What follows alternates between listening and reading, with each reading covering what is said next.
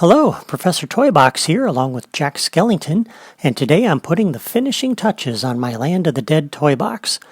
This world is pretty empty right now. It'd be nice if there were some representatives from the Land of the Dead strolling along these streets, and so I'd like to add some townspeople first. And I've already taken the liberty of putting down a friendly wave generator or two and some locators, and all I've done is place these locators. So I placed one here, and I just went to the Creativity Toys drawer and dropped that down. And I placed two of them over here and one over there. And I hooked them up to my friendly wave generator by coming in here and doing a new locator connection and selecting each of these locators one at a time. And I also reused this locator up here that we dropped last time. And same thing up here in the central area. I added a friendly wave generator here and connected it to a locator that I placed there, one over here, one over here, and one over here. And the placement of those isn't quite so critical. The main thing is I wanted to focus on the central area here so that as you enter the Land of the Dead, there's some people walking around. And so now that these friendly wave generators are hooked up to the locators, we can go ahead and configure them the rest of the way. And so we can come over to configure the wave, and we'll hit the plus button there. And of course the one that I want is near the bottom of the list. So I'm looking for the skeleton.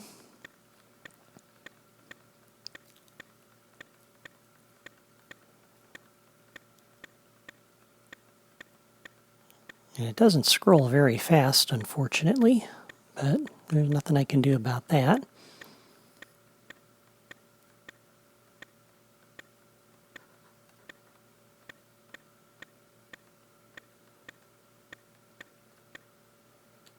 And the one we want's right over here, the skeleton costume. And then I'm going to set the count on him to 5. And then under the properties, I'm going to leave the random locator off because I've connected to 5 different locators and I've got 5 different skeletons, and it'll put 1 at each locator, so that's good. And the generation delay will turn that off. We'll go ahead and disable the generation effects. And for the generated friend options, we can leave the behavior set at none and they'll just wander around. And so that's good. And then basically we would do the exact same thing with this one.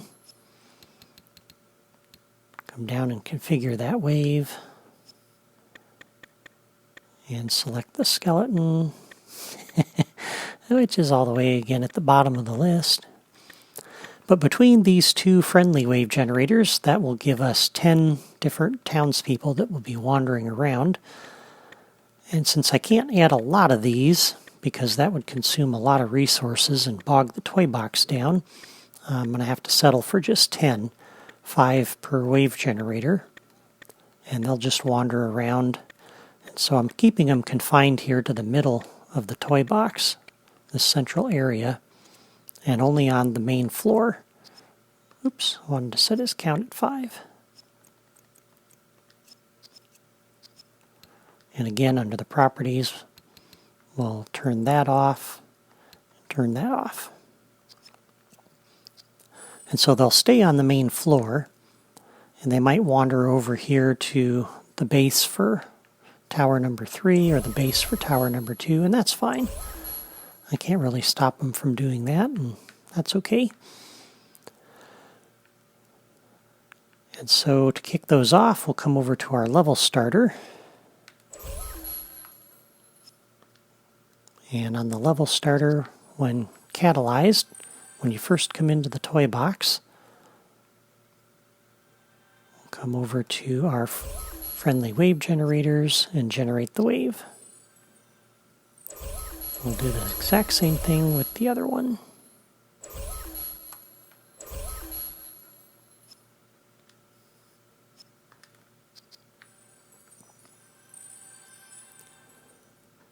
And this will add a little bit of interest here as we encounter people that are wandering around. This toy box is still going to look pretty empty because it's such a massive toy box, but at least there will be some people in here that we'll bump into that can at least tell us that it's populated, even if it's not crowded. Okay, so that's it for the friendly wave generators, and that adds a few inhabitants. As I mentioned a moment ago, again, I could add more, but the townspeople are pretty boring. They don't interact with the player at all, and I think it might be good if there were some inhabitants here that weren't happy about our presence, and so I've dropped a couple of enemy wave generators as well, and I hooked those up to the exact same locators on the main floor here, just 4. And up here I hooked these up to the same locators up here as well. And so for each of these, we can come in and configure these wave generators. And I'm looking for the Halloween Town inhabitants for this. I think they match the people here, the townspeople, pretty well. But they stand out enough that when you run into them, you know they're enemies, and they look different enough. For these, we'll put them in a random locator. Again, we'll turn off the generation delay, and I'm going to leave the generation effects on for these guys, because once we defeat them, we'll need a way to replenish them. And under here, we'll do the exact same thing. We'll configure this wave, and we'll use the exact same enemies. That'll keep the resources low and manageable. Kind of pushing it by putting 4 different ones there, but it adds a little much needed variety, I think. There. So now those are hooked up. And again, we'll come over to our level starter.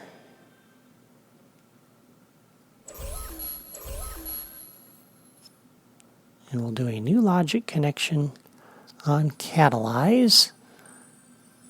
And actually, I think what I want to do is something a little bit different with this.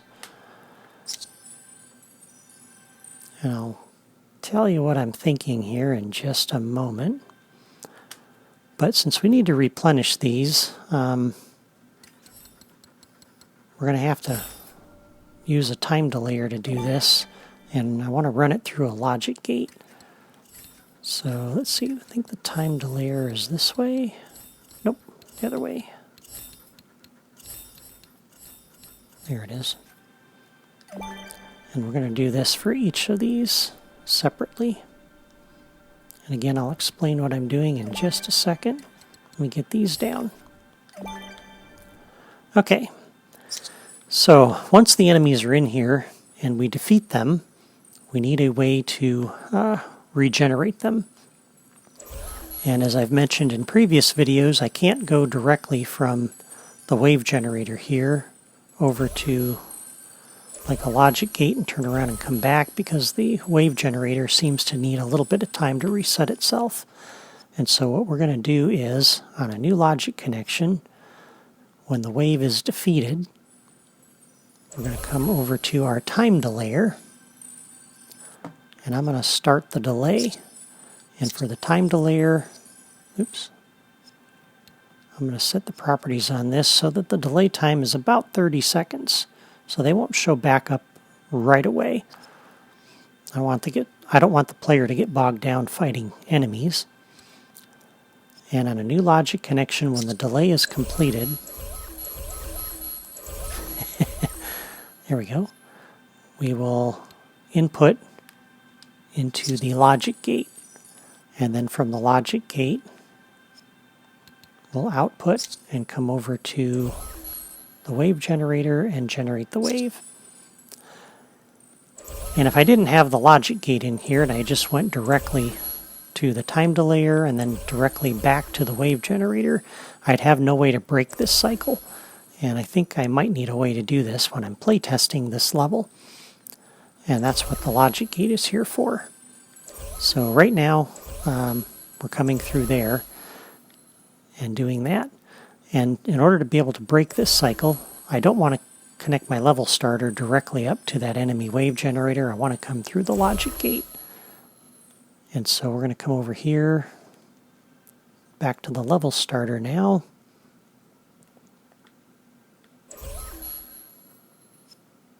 And do a new logic connection on catalyze.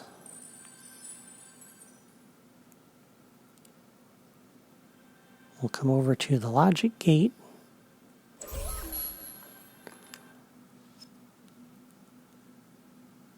And let's see, how do we want to do this?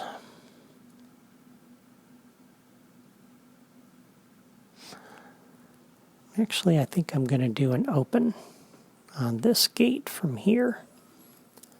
So coming into the level, we'll open up that logic gate. And our action button over here, I'm going to use to close it. And I know this is probably confusing at the moment because I'm kind of figuring this out as I go. And I'll explain here what I'm doing in just a moment. So this button will close that gate. And that's good. Okay. And then I still need a way to kick this off initially. And so, yeah, I think we can connect directly.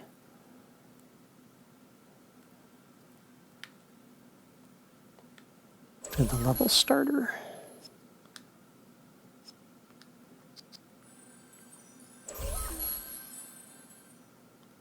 So when we first come into the level,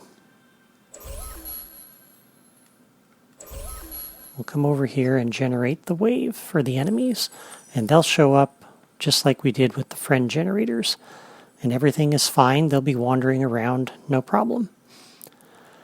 And when we come in here and we run into them, if we defeat the entire wave, the wave generator then will come over to our time delayer and kick that off.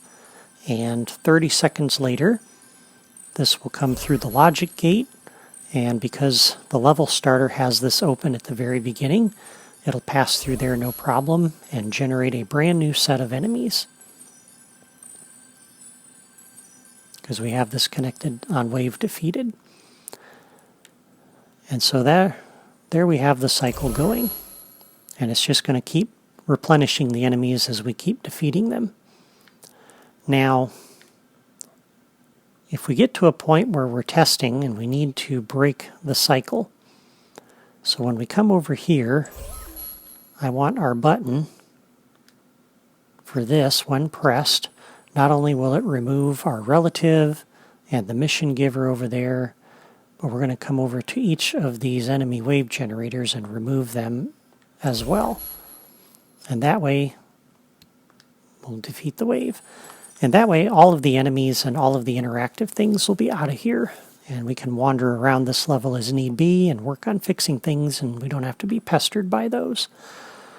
By doing that, though, and pressing that button over there to take the enemies out, that causes this to then broadcast the wave defeated call over here. And 30 seconds later is going to put those enemies back. So that's why we have this coming through a logic gate, and that's connected up to this button as well. So this button over here, when we push it, the one over here on the corner, this will take out the enemies, and that will close that logic gate so that the enemies will not come back when the time delayer goes off 30 seconds later. It'll try to pass that signal through the gate to the enemy wave generator. The gate will be closed and it won't go anywhere. So the enemies will not return until we come over here and push this button, which is connected to our level starter. This will trigger the level starter, and the level starter then will come over to our logic gate and reopen it. And it will also come over to the enemy wave generator and kick off the new wave. And so this way we have a way to break the cycle and keep the enemies out of here until we're ready for them. And so I've done the same thing down here. And we've already set this up. So on this enemy wave generator, we'll do the same thing. And actually it might be easier to explain this if we rerun through this and I hook this up in proper order so it's a little easier to understand. So on entry into the level, new logic connection on catalyze. And I'll explain this again in the order that it goes, so maybe it'll make more sense. So we'll go ahead and generate the wave. And we'll also make sure that logic gate is open.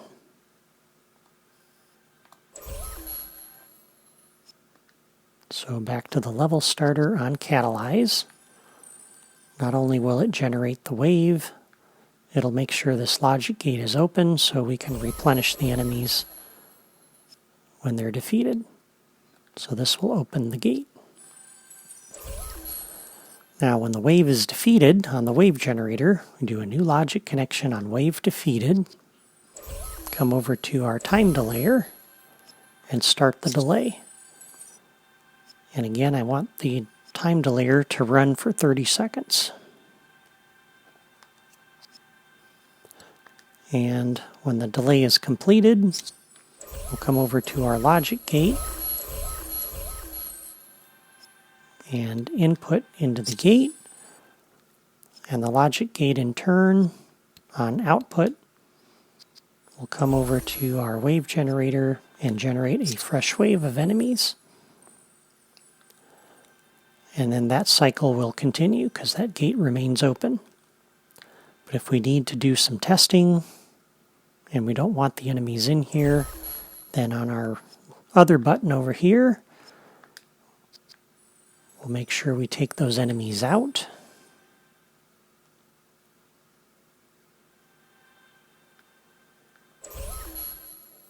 So we'll defeat the wave, and because that will kick off the time delayer, we also need to make sure that this button will close that logic gate. So 30 seconds later, when the time delayer goes off, the signal will not reach the enemy wave generator because the gate will be closed. So there we go. That should do it. So now we can come over here and test this out.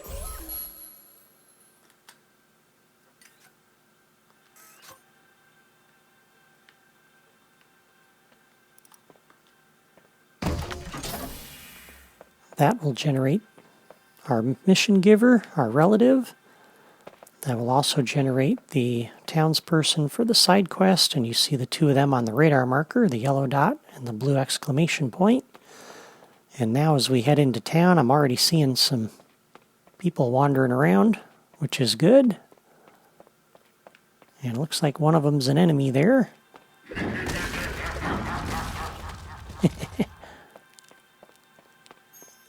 So there's one enemy. Oh, looks like he's over here behind the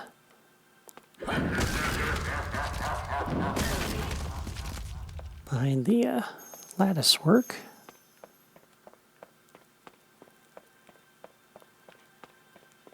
And another enemy over here. And there's one there. So now that wave has been defeated down here on the main level. Why, I never felt so strong. Ah, nice. And you can see the time delayer is ticking away. So in a few seconds that'll go off. Meanwhile, we got townspeople wandering around, which is good. So it looks like we have some inhabitants here, and that's really nice. And now that just went off, and now we got some fresh enemies that just spawned in. So that's good. Yeah. Hey. Okay. we'll get away from you guys.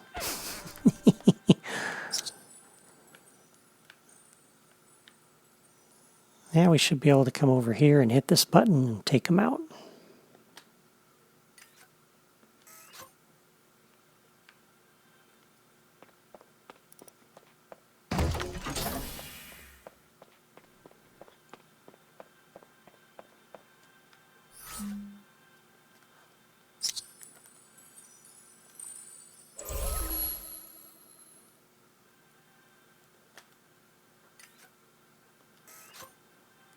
And as you can see, the time delayer is going because we defeated the wave with the button over there, and that's why we need that logic gate sitting in between.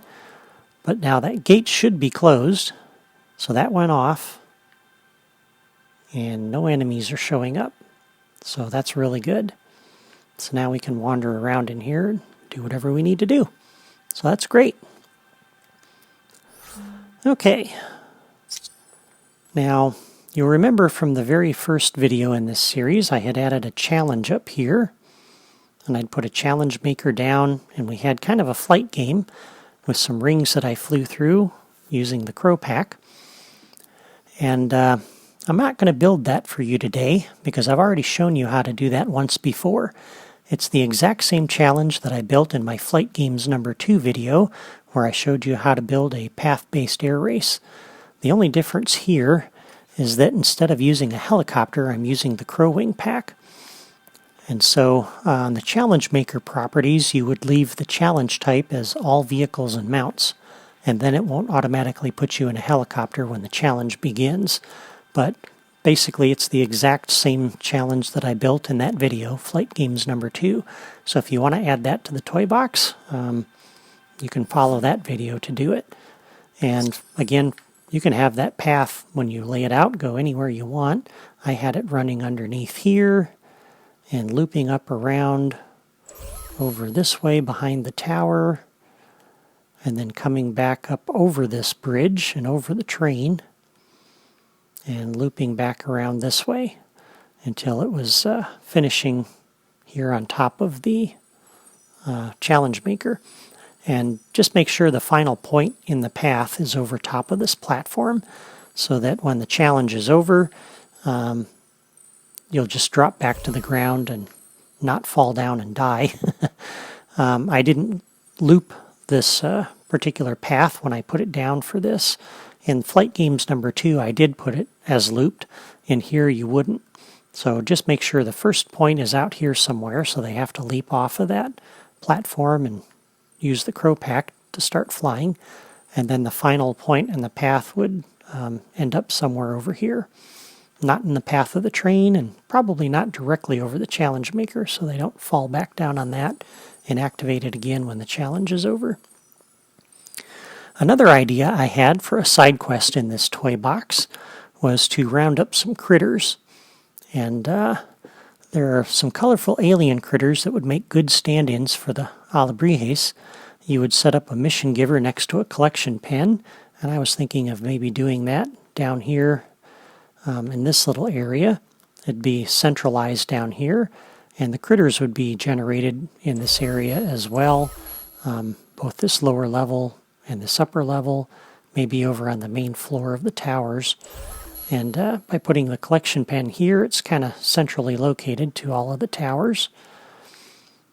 And that would work out well.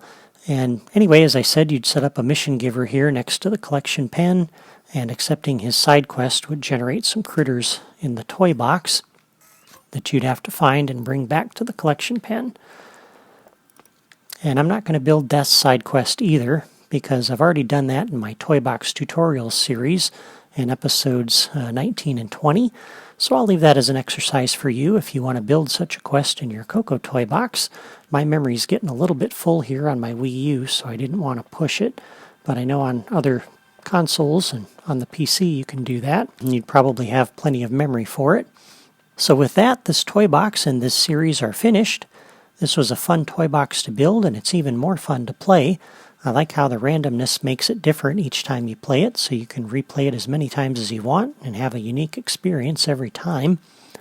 Next week, I'm going to start brand new series with a brand new toy box that I think you're going to enjoy. This is something I've been working on for a long time, and I'm excited to finally show it off.